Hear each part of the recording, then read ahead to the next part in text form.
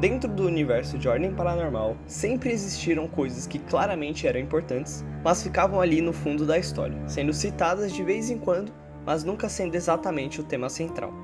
E uma dessas coisas sempre foi Tenebres. Por muito tempo, Tenebres parecia só um conceito distante, enigmático ao ponto de não sabermos absolutamente nada sobre. Mas conforme as temporadas foram passando, ficou claro que Tenebres seria o ponto-chave da história de Ordem. E o maior indício disso tudo são os Sinos de Tenebres.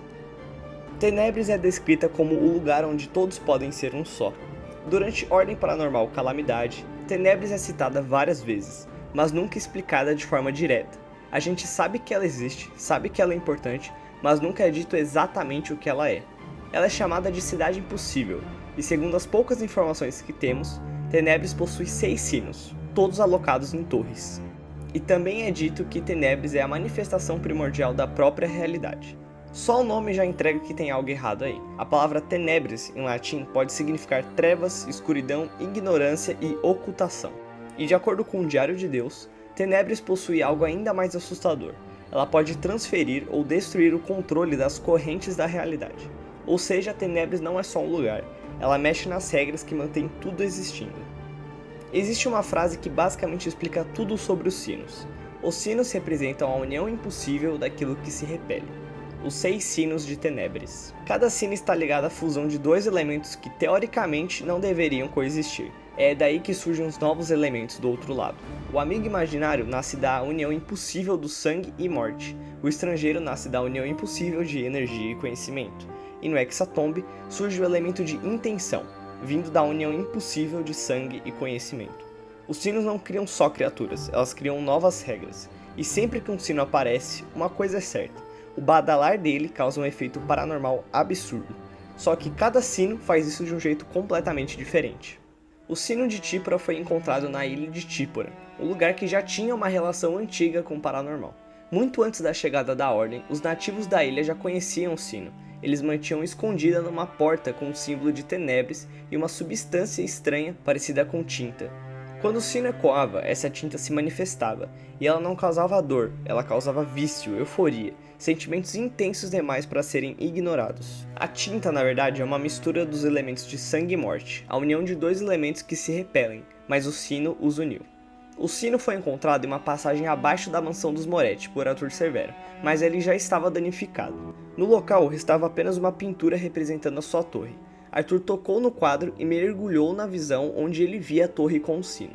O que aconteceu com ele depois disso, não sabemos exatamente, mas ele sobreviveu, afinal apareceu no final do Hexatombe, aparentemente normal.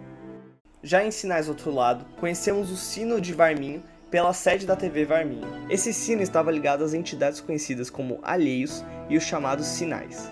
As pessoas que se conectavam ao sino, muitas vezes através das cápsulas, sentiam uma compulsão absurda de atravessar a porta com o símbolo de Tenebres. Elas sentiam uma curiosidade extrema, a sensação de que saber tudo era inevitável. E essa frase é a junção de saber tudo de conhecimento e o caos é inevitável de energia. Ou seja, esse sino representa a união impossível de energia e conhecimento, dando origem ao estrangeiro e à ideia de transmissão e de consciência coletiva. É aqui que entra Ghizo, que após conversar com Dara para realizar a passagem, ele atravessa a porta, chegando em Tenebres. Desde então, o seu paradeiro é completamente desconhecido. Sino de Hexatombe. O sino de Hexatombe aparece primeiro como uma visão, logo após o ritual do tributo durante o show dos Psicoleira no Demônica Club.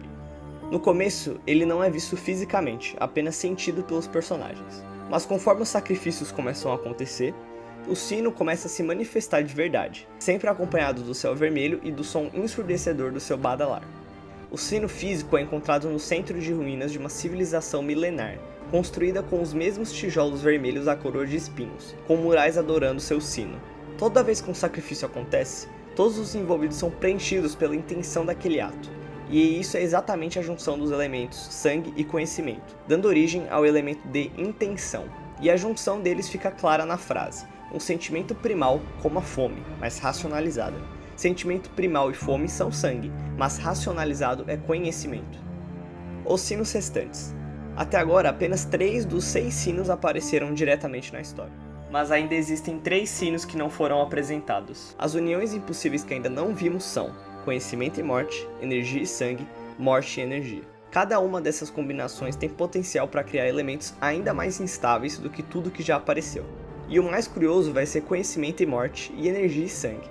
Afinal, eles não são necessariamente elementos que se repelem, então sua união pode ser diferente dos demais. Enfim, Tenebris ainda tem muito a ser explorado, e ainda resta 3 sinos para aparecer, então ainda teremos muito conteúdo de Ordem pela frente. E se não é pedir demais, se inscreve para mim conseguir produzir mais vídeos como esse.